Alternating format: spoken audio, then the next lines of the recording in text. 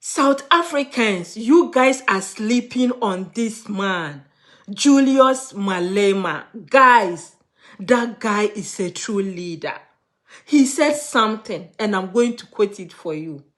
I'm not into politics to be elected. I'm in politics to articulate the position of African people who have been oppressed for too long. Mamma mia. Africa! This is the true leader. I learned he's EFF president or whatever. I don't understand your politics, and I'm not here to even go there. But this man, when I listen to this man, this man is a true leader. Like, he speaks sense. He also made mention that whether Zimbabweans, Nigerians, Ghanaians, or whoever will not be allowed to commit crime in South Africa. And so, will he not allow South Africans to also commit crimes in South Africa? Just because they are South Africans does not mean that they should commit crimes.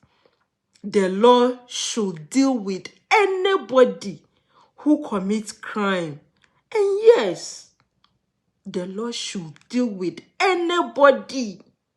Oh, guys, listen to what Julius Malema said. I'm in love with this man. Not that I love him. No. Like, I like his sense of analysis. Like, this is a true leader. Listen to. Don't vote for me. I don't want that vote. I don't want a xenophobic vote. I love my African people. The same way I love my mother and my grandmother. I'm in love with Africans. Africans are hated everywhere. You go to America, the black skin is a source of hatred. You go to UK, a black skin is a source of hatred. You asking me to join in the hatred of black people.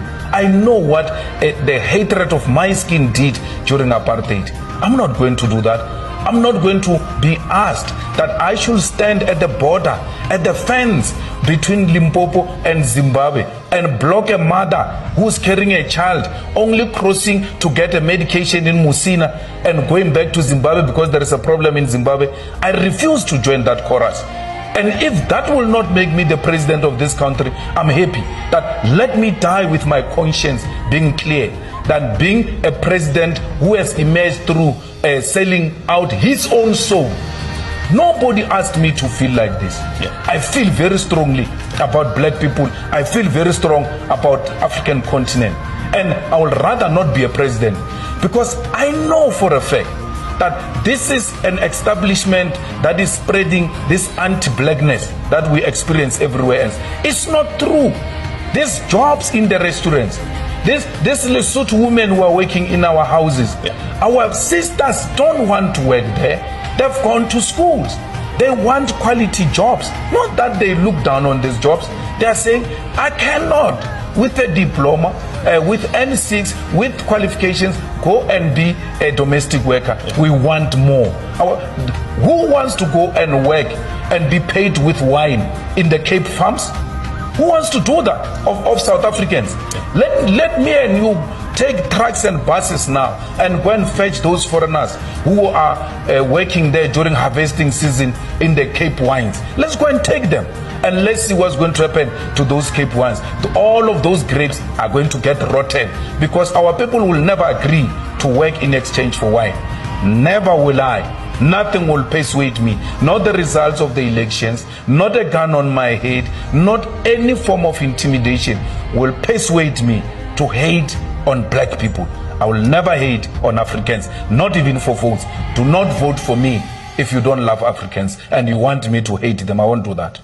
A foreigner is a person who comes into your country without papers, doesn't have anything to show.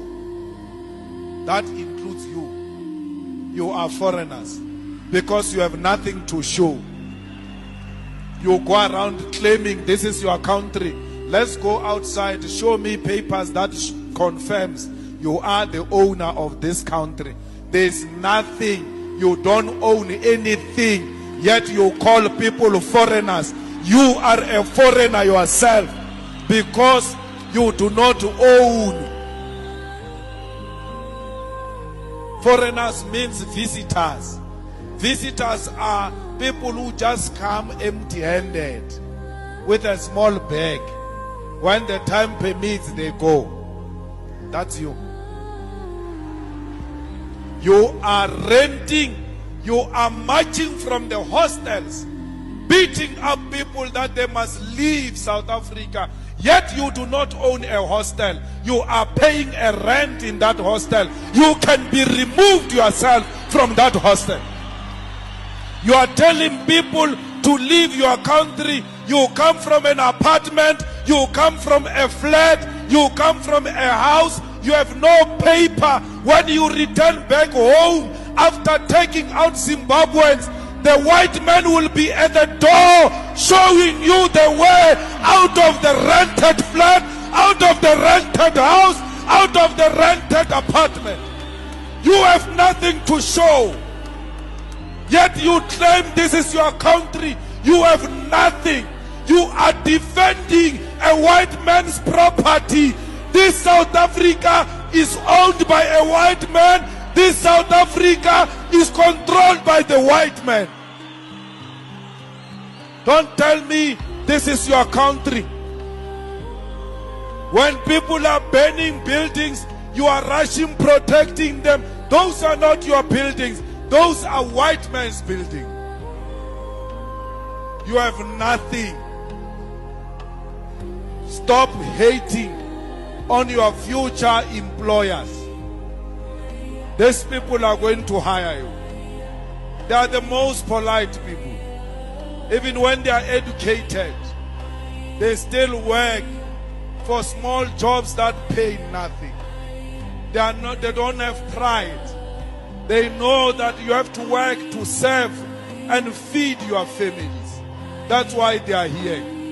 One day, like it almost happened in Cuba when Obama wanted to lift the embargo against Cuba. One day it is going to happen. I pray to the ancestors of the revolution that it happens when I'm still alive, so that I can replay these videos and say, I warned you about harassing your future employers. I warned you about exploiting the people who are going to share their land with you because they've done it before. Why didn't Mugabe take the land immediately? He waited for you to get your freedom. Because had Mugabe take the land immediately, it would have caused a serious problem to a point where South Africa will not be liberated. They were a frontline state. They gave us a passage. They accommodated us. We stayed in their homes. They gave us food. They gave us shelter. They never called us names. Today it's our turn to say thank you. We become animals. It is not the spirit of Ubuntu what you are doing to these comrades of Zimbabwe. Comrades, the white people, the way they control us, we love them and we say they give us jobs. But the way they've made us to hate each other, even if a Nigerian was to come here and create 100,000 jobs, you will still beat that Nigerian because you want 100,000 jobs provided by a white man. When it is a job provided by a black man, it's not a job enough. They've instilled in you a culture of self-hate. You lack confidence in black people because you are not confident yourself. So, it is not correct that all Nigerians are drug dealers. They are Nigerian drug dealers. We must find them. We must deal with them decisively. We must isolate them. We must isolate them and teach them a lesson which they will never forget, so that they don't leave South Africa to go and try it somewhere else, particularly in the African continent. We do not dispute that they are drug lords. Unskilled men with no skill, none whatsoever, say somebody took their job. The only skill they know is to drink intellis, impesu, and all of that nonsense, and want to pretend like they are revolutionary as it were. I don't want your vote if you behave like that. Take them away. If the MK wants it, give it to them. I don't want the votes that says to me, I must hate Africans for you to vote for me. I'll never do that.